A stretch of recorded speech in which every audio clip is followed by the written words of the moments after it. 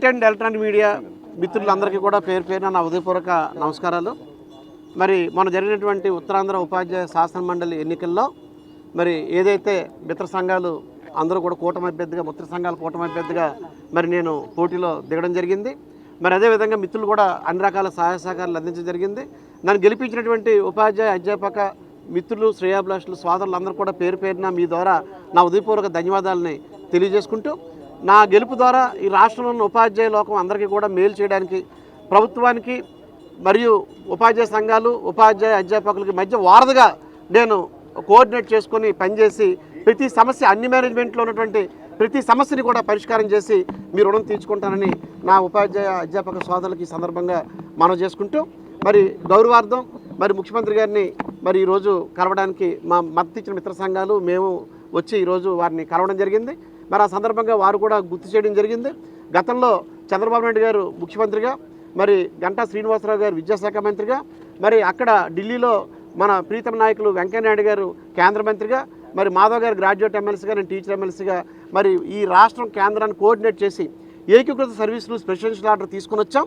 కానీ అది 2018లో అది రావడం, తర్వాత గవర్నమెంట్ మారడం, నేను ఎమ్మెల్సీగా లేకపోవడం, ఈ 6 సంవత్సరాలు కూడా అది ముందుకు వెళ్లకుండా ఎక్కడిదక్కడే ఆగిపోయింది. కాబట్టి దాని మీద ముఖ్యమంత్రి గారు స్వయంగా దాన్ని ప్రస్తావించారు.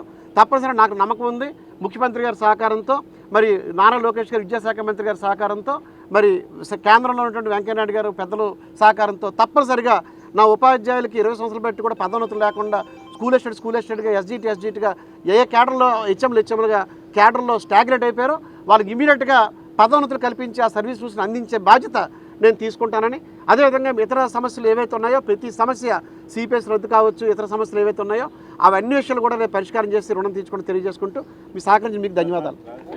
చంద్రబాబు గారు ప్రతిరోజు జరిగిన టెలికాన్ఫరెన్స్లో ఒక ప్రాధాన్యత ఓటు మీకు కూడా వేయాలని ఆయన క్యాడర్ 3 పార్టీల క్యాడర్ కూడా పిలుపునిస్తున్నారు.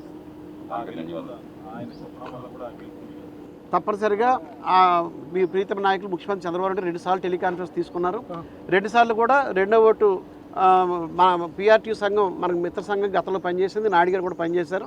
సో ఆయనకు కూడా మీరు రెండో ఓటు ఇవ్వండి అని చెప్పి మరి చెప్పడం జరిగింది. అయితే కొన్ని దగ్గర అయిపోవడం ఎన్నికల సమయం అవడం వల్ల కొంచెం అనుకున్న రీతిలో అది వెళ్ళడం జరిగింది. కానీ మరి అందరూ భాగస్వాములు, అందరూ కూడా సహకరించారు. గెలుపులో ఒకరైనా మనం చెప్పలేము, అందరూ సమిష్టిగా నా గెలుపుకి కారణం. అందరికీ నా ఉదయపూర్వక ధన్యవాదాలు. ప్రధానంగా ఒక సెక్షన్ ఆఫ్ మీడియా వైఎస్ఆర్సీపీ మీ గెలుపు ఏదైతే ఉందో దానికి సంబంధించి ఇది కూటమి ఓడిపోయింది, గాలి శ్రీనివాసరావు నాయుడు జనరల్గా మా ఉపాధ్యాయ ఎమ్మెల్సీ ఎన్నికలు అనేవి ఉపాధ్యాయ సంఘాల మద్దతుతో ఉపాధ్యాయ సంఘ ప్రతినిధిగా మనం పోటీ చేస్తాం.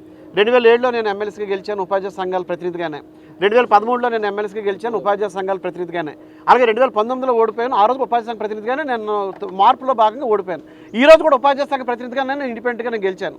కాబట్టి నాకు అర్థమైంది ఏంటంటే రాజకీయ పార్టీల ప్రమేయం అనేది ఎక్కడా కూడా గ్రాడ్యుయేట్ ఎమ్మెల్సీకి ప్రత్యక్షంగా ఈ మా అభ్యర్థిని బుట్టు పెడతారు, కానీ దీనికైతే ఉండదు. అయితే కొంతమంది వ్యక్తులు తమ వ్యక్తిగత పరిచయాల మేరకు వాళ్ళు పొందిన సాయాలకి రుణం తీర్చుకునే కార్యక్రమంలో కింద లెవెల్లో కొంచెం ఆ వాతావరణం కలిగించడం, ఆ వాతావరణం వల్ల ఈ రకమైన పరిణామాలు రావడం అనేది జరిగింది.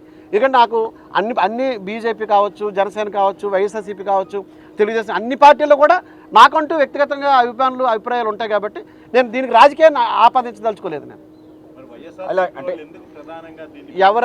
ఎవరెవరు ఏ రకంగా మాట్లాడుకుంటారు అన్నది వారి వ్యక్తిగత. ప్లీజ్ సోదర నా మాట వినండి. నేను 2007 రాజశేఖర్ గారి దగ్గర నుంచి, రోసయ్య గారి దగ్గర నుంచి, కిరణ్ కుమార్ దగ్గర నుంచి, చంద్రబాబు గారి దగ్గర నుంచి, మొన్న జగన్ గారి దగ్గర నుంచి, మళ్ళీ ఈరోజు చంద్రబాబు గారి దగ్గర నుంచి నేను ఉపాధ్యాయ ప్రతినిధిగా ప్రభుత్వంలో ముఖ్యమంత్రి మంత్రులు ఎవరు ఉంటారో వాళ్ళతో వీళ్ళ మధ్యన కోఆర్డినేట్ చేసుకుంటూ పనిచేశాను తప్ప ఏ రాజకీయ పదవి కానీ, ఏ రాజకీయ పార్టీ పదవి కానీ, ఏ రాజకీయమైనటువంటి కామెంట్లు కానీ నేను ఉపాధ్యాయుల వరకు మాట్లాడిన తప్ప ఎప్పుడు కూడా మాట్లాడలేదు. అది మీకు కూడా తెలుసు. కాబట్టి ఈరోజు కూడా నా గెలుపు కూడా ఉపాధ్యాయులు ఇచ్చినటువంటి గెలుపు, ఉపాధ్యాయ సంఘాల కూటమి ఇచ్చినటువంటి గెలుపు. దీనికి ఇప్పుడు అధికారంలో ఎవరైతే ముఖ్యమంత్రి ప్రీతమ నాయకులు గతంలో మాకున్న పరిచయాలు ఉన్నాయి, మళ్ళీ ఈరోజు సార్ కూడా మరి నాకు పూర్తిగా ఆస్వాదించారు. కాబట్టి నాకు కొన్నంత ధైర్యం వచ్చింది. ఎమ్మెల్సీగా నేను ప్రభుత్వంతో కలిసి పనిచేయకపోతే మరి ఆ ఉపాధ్యాయులు న్యాయం చేయలేను. కాబట్టి నేను కేవలం 6 నెలల్లో సమస్యలు పరిష్కరించి ఛాలెంజ్ చేసిన వచ్చాను. సో 6 నెలలు టైం బాండ్లో ముఖ్యమంత్రి చంద్రబాబు నాయుడు గారు, మన విద్యాశాఖ మంత్రి నారా లోకేష్ గారి సహకారంతో నేను అన్ని సమస్యలు పరిష్కరించడానికి నేను సాయశక్తిగా కృషి చేస్తాను. ఆ సహకారం తీసుకుంటాను. కాదు అంటే కొన్ని పేపర్లు అంటే కూటమి అంటే చంద్రబాబు నాయుడు గారు నేను కిందకి నాయుడుకి పిఆర్టీ కూడా ఇప్పుడు కూడా న్యూట్రల్గా ఉండే సంఘం కాబట్టి రెండో ఓటు ఇమ్మని నేను చెప్పాను. బీజేపీ కూడా ఆల్రెడీ కూడా మాధవ్ నీకున్న స్నేహం బట్టి ఆయన ముందుకు వచ్చినప్పుడు కూడా బీజేపీని ఆపాదించొద్దని కూడా నేను చెప్పాను. కాబట్టి మనందరం ఒక కుటుంబం, ఉపాధ్యాయుల సమస్యలు ఏమైనా నువ్వు రా, గతంలోలాగే మనం కలిసి పనిచేద్దాం అని చెప్పి ఆయన నన్ను ఆస్వాదించి ఆయన నన్ను అభినందించారు. జై శ్రీనివాసులు నాయుడు. అసెంబ్లీ రాకూడదు, ఏమీ తెలియదు మీకు. ప్రింట్ అండ్ ఎలక్ట్రానిక్ మీడియా అందరికి కూడా ఉదయపూర్వక ధన్యవాదాలు. Thank you very much. మీ సహకారంతో ముందుకెళ్తాం. Thank you.